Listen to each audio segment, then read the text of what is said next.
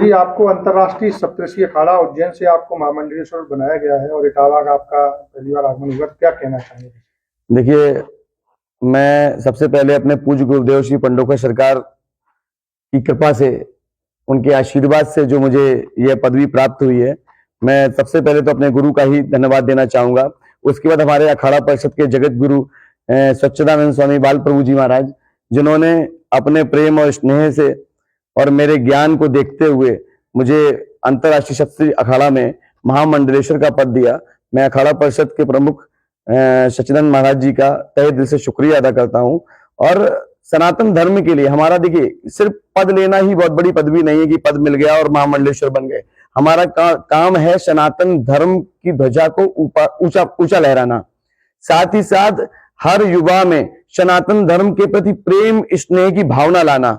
हमारा काम जाति पात में बंटना नहीं है, हमारा काम सिर्फ एक ध्वजा के नीचे पूरे भारत वर्ष को अखंडता की तरफ ले जाना, अखंड भारत का निर्माण करना हमारा ये एक दायित्व होना चाहिए, कर्तव्य होना चाहिए। साथ ही साथ हमको लोगों को मानवता सिखानी चाहिए कि आप एक दूसरे के प्रति जलन ईर्ष्या की भाव को छोड़कर, जातिवाद के द्वेष भाव को मिटाकर हम एक होकर अगर भारतवर्ष में अखंड भारत का निर्माण करेंगे तो हमारे भारतवर्ष का नाम अंतर्राष्ट्रीय स्तर पर बहुत ऊंची स्थिति पर जाएगा और हमारा भारत विश्व में प्रथम स्थान को पा सकेगा। ठीक है, क्योंकि सनातन धर्म में जितनी ताकत है, जितनी हमारी ऋषि पद्धतियों में ताकत है, जितनी हमारे मंत्र शक्ति में ताकत है, उतने वीर्य विश्व में किसी और पद्धति में नहीं है। हमारी पूजा में जितो ऊर्जा जागृत होती है, जो हमारे ब्रह्म को पाने की ताकत है, ब्रह्म को पाने कैसे पाया जाता है, ये हमारे सनातन धर्म से ही सीखा जा सकता है। गुरु परंपरा जो हमारे सनातन धर्म में है, वो ऐसी परंपरा और कहीं नहीं है। तो मैं तो सिर्फ लोगों से यही कहूंगा कि एक रहें, बटे नहीं और एक अखंड भारत का निर्माण करें। गुरुजी, आज आपको अखाड़ा का राष्ट्रीय पदाधिकारी भी घोषित किया गया है, क्या पद? आज ही मेरा एक पत्र आया है कि जिसमें मुझे अखाड़ा परिषद के जगत गुरु बाल प्रभु जी महाराज ने हमें राष्ट्रीय संगठन मंत्री में का पदभार दिया है। साथ ही साथ उन्होंने राष्ट्रीय प्रभारी का भी दायित्व सौंपा है अखाड़ा से कि कैसे भी कर अखाड़ा का जो संगठन का उत्थान है उसकी बागडोर हमारे हाथ में उन्होंने सौंपी है। मैं तहे दिल से उनका शुक्रिया करता हूं और यह भी कहता हूं कि सच्ची कर्तव्य निष्ठा के साथ मैं इस पद का निर्वहन करूंगा और इस पूरे भारतवर्ष में अखाड़ा की तरफ से सनातन धर्म की ध्वजा लहराऊंगा। गुरुजी, इटावा में बकेवर थाने के अंदर दादरपुर गांव है और वहाँ भागवत कथा के दौरान घटना हुई है, जैसा पूरे देश भर में चर्चा उस घटना की, तो उसमें गुरुजी क्या कहना चाहेंगे? देखिए, इस घटना की जो चर्चा है वो बहुत ही निंदनीय है।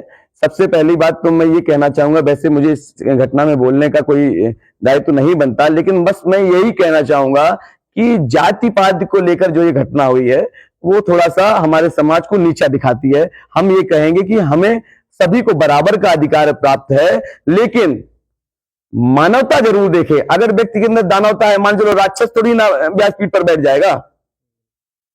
जिसके अंदर मानवता है, जिसके अंदर ज्ञान है, जिसके अंदर अपने ज्ञान के प्रति, अपने भगवान के प्रति लगन है, कर्तव्य निष्ठा है, जो सनातन धर्म की ध्वजा ऊपर ऊंचा लहरा सकता है, जिसे वेदों का ज्ञान है, ठीक है, जिसे अपने वेद पुराणों का ज्ञान है, जिसे रामायण का ज्ञान है, गीता का ज्ञान है, उसे व्यासपीठ पर बैठने का अधिकार है। और गुरु के रूप में कोई भी इस दायित्व को पा सकता है, परंतु ये अधिकार हमको नहीं है कि किसी व्यक्ति की मान और प्रतिष्ठा को नीचा दिखाएं। और हम सबसे पहले कहेंगे कि हम लोगों को सारी देश भावना छोड़कर इस भावना के तहत सभी को एक हो जाना चाहिए और एक होकर सनातन धर्म की ध्वजा को ऊंचा लेना चाहिए। ऐसा कोई कृत्य समाज में ना करें जिससे हमारे भारतवर्ष में, जैसे कि जो आप मीडिया में चल रहा है, इससे हमारा भारत बस क्या अंतर्राष्ट्रीय स्तर पर ये न्यूज जा रही है कि यहाँ पर इतनी छोटी सी घटना और इस पे इतना बवाल मचा हुआ है। कोई भी ऐसा कार्य ना करे जिससे आपको भी नुकसान हो, हमारे देश को नुकसान हो, हमारे जनपद को नुकसान हो। हमारे जिले में जो आपने दंगा फसाद फैला रहे, ये गलत है, इसको नहीं करना चाहिए। जरा सी बात को मुद्दा बनाएं, इसको शांतिपूर्ण ढंग से कानून व्यवस्था का पालन करते हुए अपने कार्य को आगे बढ़ाएं और जो भी कानून का निर्णय आएगा वो निर्णय आएगा, वो जांच का विषय है। तो इसमें आपको बवाल मचाने की जरूरत नहीं है। ठीक है, आपके द्वारा गुरुजी प्राचीन ऐतिहासिक विट्ठल आश्रम में हर रविवार को दिव्य दरबार का आयोजन किया जा रहा है और सैकड़ों की संख्या में हर रविवार को भक्त आ रहे हैं, तो क्या क्या समस्या का निदान होता है? देखिए, विठल आश्रम में श्री पीताम्बरेश्वर सरकार दिव्य दरबार इटावा जनपद में जो टिक्सी मंदिर स्थित है, यहाँ पर शंकर जी के शिव मंदिर के जस्ट सामने विठल आश्रम है। यहाँ पर हर रविवार को मैं आता हूँ और जिनकी भी दैहिक भौतिक समस्या, क्योंकि ये तपोभूमि है, स्वामी नारायण जी महाराज की तपोभूमि है, और इस तपोभूमि में वैसे भी दर्शन करने मात्र से ही सबकी समस्या का समाधान हो जाता है। यहाँ पर काली जी विराजमान है। अगर दर्शन करके, जरूरी नहीं आप दिव्य दरबार में आए, क्योंकि दिव्य दरबार में लोग कहते हैं कि दिव्य दरबार में जा रहे हैं, कहीं ऐसा तो नहीं महाराज जी कोई ठगी का काम कर रहे हैं। तो मैं तो कहता हूं कि दिव्य दरबार तो बहुत दूर की बात है, केवल आप माता के दर्शन करने मात्र से ही आपकी समस्या का समाधान होगा। क्योंकि मैं भगवान नहीं हूं, मैं ईश्वर नहीं हूं, मैं केवल गुरु रूप में आपको मार्ग दिखा सकता हूं, लेकिन मैं कहूं कि मैं समस्या का समाधान करता नहीं करता। ये देवी देवता जो हमारे इष्ट है, इष्ट बल पर जो हमारे कार्य हो जाते हैं वो हम कार्य करते हैं। लेकिन हम ये कह सकते हैं कि दैहिक भौतिक समस्या का समाधान विठल आश्रम में किया जाता है। और आपकी समस्या बताने से पहले ही मैं स्वयं अपने इष्ट बल के माध्यम से, अपनी गुरु कृपा के माध्यम से आपकी समस्या का समाधान भी करूंगा और उसको लिखूंगा भी, आपकी समस्या क्या है। गुरुजी, जैसे आप पर्चा बनाते हैं लोगों को, मतलब उनके शरीर देख करके ही आप बता देते हैं कि आपके अंदर ये प्रॉब्लम है, उसके बाद में उससे पूछते भी नहीं, उससे पहले ही आप पर्चा बनाकर उनको, आपने देखा अभी मैंने, बिल्कुल अभी मैंने देखा है, आपने उनको किसी भी भक्त को आपने देखा और उसके बाद उसका पर्चा बना देते हैं। ऐसा आपके अंदर कहाँ से इतना? देखिए, सबसे पहली बात कहीं ना कहीं गुरु कृपा, श्री पंडोखर सरकार जी, पर्चा बनाने की पद्धति में अगर देखा जाए तो श्री पंडोखर सरकार जो दतिया में विराजमान है, उन जो हमारे पूज्य गुरुदेव हैं, उनके मुकाबले आज की डेट में पूरे भारतवर्ष में कोई दूसरा पर्चा लिख ही नहीं सकता। उनका और किसी का note number, mobile number, pan number, Aadhaar number, उनके अंदर वो क्षमता है कि वो धरती के पाताल के अंदर तक उनको देखने की क्षमता है, वो त्रिकाल दस्ता है। तो ऐसे गुरु की कृपा हमारे ऊपर हुई, ऐसे गुरु की कृपा हमारे ऊपर हुई कि उन्होंने अपना हाथ हमारे सर पर रखा। तो गुरु कृपा के साथ साथ उनके भी गुरु परम पूज्य श्री हाथीवान महाराज जी, जो बरहा शक्तिपीठ है, वहां पर बरहा धाम है, लाहौर के पास है ये, तो वहां भी पर्चा बनाने की प्रथा है, वो बरहा से ही शुरू हुई थी। पूज्य गुरुदेव के ऊपर इतनी कृपा हुई महाराज जी की। और आज की डेट में पंडोखर सरकार धाम एक ऐसा तीर्थ स्थल है जो कई एकड़ में बना हुआ है, जहां पर 12 शक्तिपीठ, मतलब 12 ज्योतिर्लिंग भी आपको मिलेंगे, महाकाली के दर्शन भी मिलेंगे, श्री हनुमान जी के दर्शन मिलेंगे, राम दरबार के भी दर्शन मिलेंगे, और 251 शक्तिपीठ हमारे गुरुजी बना रहे हैं।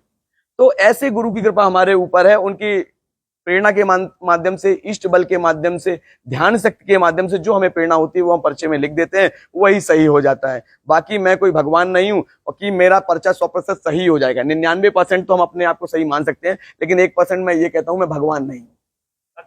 ये मतलब आपने जो पर्चा वाला काम जो शुरू किया है, मतलब जो आप लोग भक्तों के ऊपर अपनी कृपा बता रहे हैं, ये कब से चल रहा है? देखिए, मुझे अभी कब से इटावा में 2 वर्ष हो गए हैं, करीब 2 वर्ष पहले मैं यहाँ पर आया था। अब मैंने, ये बाबा जी की, हमारे स्वामी नारायण दास जी महाराज की तपोभूमि है, तो यहाँ पर मुझे लाया गया कि भाई आप उनके नाती हैं तो कम से कम आप यहाँ पर व्यवस्था देखिए आश्रम की। तो मैं यहाँ पर आया व्यवस्थापक के रूप में। मैं कोई यहाँ पर ये नहीं हूँ कि मैं इसका पीठाधीश्वर हूँ या बहुत कुछ है, मैं सिर्फ यहाँ पर एक सेवक हूँ, सेवक के रूप में काम कर रहा हूँ, और कोशिश करूंगा कि यहाँ पर जल्द से जल्द 10 महाविद्यापीठ की स्थापना हो जाए। इटावा में ये पहला मंदिर होगा, उत्तर प्रदेश का पहला मंदिर, जहां 10 महाविद्याएं एक साथ विराजमान होंगी।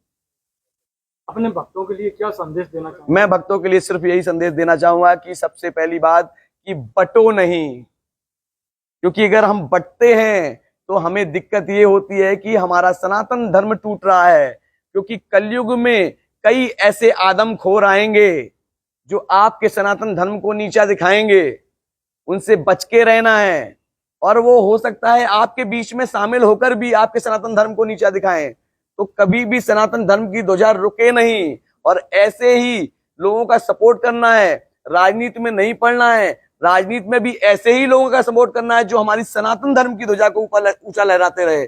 तो मैं बस यही कहूंगा कि हमें अखंड भारत का निर्माण करना है, और ऐसे अखंड भारत के निर्माण के लिए मुझे भारतवर्ष के प्रत्येक ऐसी जनता, ऐसे युवाओं की जरूरत है जो सनातन धर्म के लिए हमारे साथ कदम से कदम मिलाकर चल सके। जय माई।